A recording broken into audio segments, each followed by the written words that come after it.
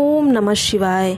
जय माता रानी। दोस्तों, आप देख रहे हैं आपका अपना यूट्यूब चैनल नूतन दीक्षित की रेमेडी। स्वागत है आप सभी का फिर से एक नई वीडियो में। दोस्तों, नूतन दीक्षित रेमेडी चैनल पे आपको पूजा पाठ से जुड़ी हर तरह की वीडियोस देखने को मिलेगी। अगर आप चाहते हैं कि आपको पूजा पाठ से जुड़ी सारी जानकारी मिले, किसी व्रत को लेके अगर आपके मन में कोई डाउट पैदा हो रही है, अगर आप किसी व्रत की विधि नहीं जानते हैं, चाहे वो साप्ताहिक व्रत हो या वो महीने का व्रत हो या वो सावन से जुड़े किसी भी तरह के कोई त्यौहार है, अगर आपके मन में इन सभी चीज़ों को लेके किसी भी तरह का सवाल है, किसी भी तरह का डाउट है, तो आप एक बार हमारे चैनल पे विज़िट ज़रूर करिएगा। आपको आपके सभी सवालों के जवाब हमारे चैनल पे मिल जाएंगे, क्योंकि हमारा कंटेंट ही ऐसा होता है कि हम आपको नॉलेजफुल वीडियो दिखाएं और आपको अच्छी से अच्छी जानकारी दे सकें। आज की वीडियो में हम बात करने वाले हैं तीज से जुड़े कुछ महत्वपूर्ण सवालों की। कल की वीडियो में मैंने बताया था कि कुंवारी लड़कियां तीज का व्रत कर सकती हैं या नहीं कर सकती हैं। इसकी से जुड़े वीडियो तो मैंने आप लोगों को दे दिए। अभी आप लोगों के मन में जो कुंवारी लड़कियां हैं या फिर जिनको पहली बार तीज का व्रत उठाना है, उनके मन में बहुत सारे सवाल होंगे। उनके जवाब मैं आप लोगों को बता देती हूँ। अगर आप कुंवारी लड़की हैं, आप तीज का व्रत शुरू करना चाहती हैं, तो आपका पहला सवाल होगा कि जैसे सब लोग जो सुहागिनें हैं वो अपने सिंदूर पट से, जिसको सिंदूरा बोलते हैं, उससे सिंदूर लगाएंगी। माता पार्वती को पूजा करने के बाद, लगाने के बाद उससे सिंदूर अपने को लगाएंगी। तो आप माता पार्वती को कौन सा सिंदूर लगाएं? अगर कुंवारी लड़की कोई व्रत कर रही हैं तो वो माता पार्वती को कौन सा सिंदूर लाएं? तो आप मार्केट से सिंदूर खरीद के लाइएगा और वही माता पार्वती को लगाइएगा। अब आपकी शादी हुई नहीं है कि आप वो सिंदूर खुद लगाएंगी या फिर किसी और का सिंदूर लगा देंगी माता, ऐसा मत करिएगा। आप मार्केट से सिंदूर खरीद के लाइएगा और उसको माता पार्वती को आप लगा सकती हैं। उसके बाद अब अगला आपका सवाल है कि जो तीज कुंवारी लड़कियां हैं वो तीज के दौरान क्या पहने? साड़ी पहने, सूट पहने या फिर क्या पहने? अगर आप पहली बार तीज का व्रत उठा रही हैं तो आप अपना शादी का जोड़ा पहन सकती हैं, लेकिन जो कुंवारी लड़कियां हैं वो साड़ी पहने, सूट पहने या फिर क्या पहने, तो ये आपकी चॉइस के ऊपर है। अगर आप साड़ी में कंफर्टेबल हैं तो साड़ी भी पहन सकती हैं, सूट में कंफर्टेबल हैं तो सूट में पहन सकती हैं। बस कलर का ध्यान रखिएगा कि काला और सफ़ेद ना हो। बाकी कुंवारी भी हैं तो कोई बात नहीं, साड़ी और सूट दोनों तरह के आप वस्त्र धारण कर सकती हैं, दोनों तरह का पहनावा आप पहन सकती हैं। इससे आपको कोई दिक्कत नहीं होगी, कोई दोष नहीं लगेगा। श्रृंगार भी आप सब कुछ करिएगा। जो कुंवारी लड़कियां हैं तीज व्रत के दौरान श्रृंगार भी, सभी श्रृंगार आप कर सकती हैं। ये सिर्फ बिछिया और सिंदूर छोड़ के कुंवारी लड़कियां सारे श्रृंगार करके माता पार्वती की पूजा अर्चना कर सकती हैं तीज व्रत के दौरान। तो आपके कुछ ये मुख्य से सवाल थे जो कि मैंने जवाब आपको दे दिए। अब रह जाती है बात कि जो दान का हमारा सामान होता है वो हम किसे दें। ये बात मैंने कल भी वीडियो में बताई थी, इसमें भी बता देती हूँ कि जो चीज़ें तीज पे आप दान करती हैं, जिन वस्तुओं का दान करती हैं, या तो आप किसी ब्राह्मणी को दें या फिर आपके घर में ननद हैं, बुआ सास हैं, आप उनको दे सकती हैं, क्योंकि जिनका कन्यादान हो जाता है वो हमारे लिए ब्राह्मण तुल्य हो जाते हैं।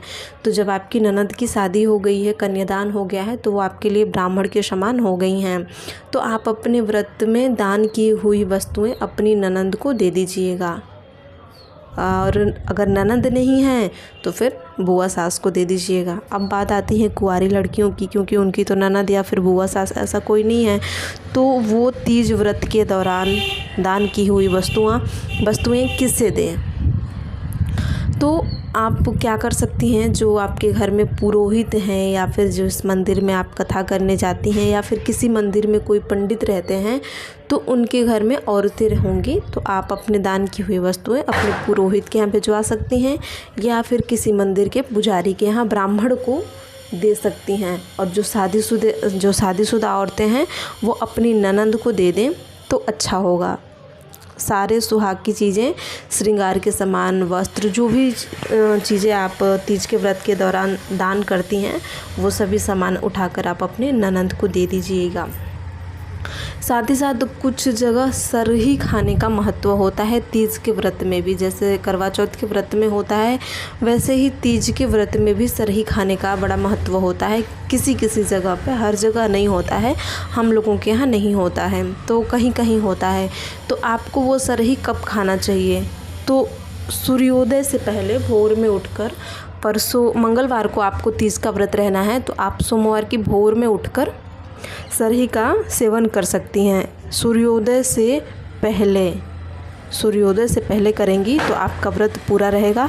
सूर्योदय के बाद तो आपको पूरे दिन का 24 घंटे का व्रत ही रहना है। तो ध्यान रखें, सूर्योदय होने के पहले ही, भोर में ही 4 से 5 बजे के बीच में, या फिर उससे भी पहले अगर आप खा सकें तो उससे भी पहले 4 बजे के पहले ही आप सरही खा लें, ताकि आपका व्रत अधूरा ना रहे, व्रत में कोई दोष ना लगे, आपका व्रत पूरा हो जाए। कुछ जगहों पे ऐसा होता है कि सरही खाने का महत्व होता है, सरही खाई जाती है। हमारे यहाँ तो नहीं खाई जाती, हम लोग तो नहीं खाते हैं, बहुत लोग खाते हैं, तो उनके लिए भी ये वीडियो हो जाएगी। तो 4 बजे के बाद ही आप 4 बजे के बाद आप सरही खा लें। 5 बजे के पहले, 4 बजे के बाद, बीच में आप सरही का सेवन कर लें, अगर आपके यहाँ ये नियम होता है तो।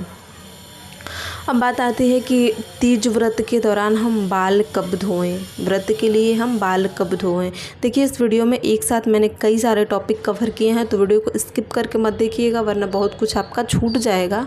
आप पूरी वीडियो को देखेंगे तो कई सारी बातें मैंने इस वीडियो में बताई है। अब बात आ रही है कि हम बाल कब धोएँ। तो बाल आप कल शाम को धो सकती हैं। सोमवार की शाम को आप बाल धो के, वैसे तो मंगलवार को भी आप बाल धो सकती हैं, लेकिन मंगलवार को आप सुबह में स्नान नहीं करना होता है, तीज व्रत के दौरान शाम को स्नान करना होता है। तो आप सोमवार की शाम में अपना बाल धुल के, अपने आप को शुद्ध करके व्रत के लिए तैयार कर सकती हैं।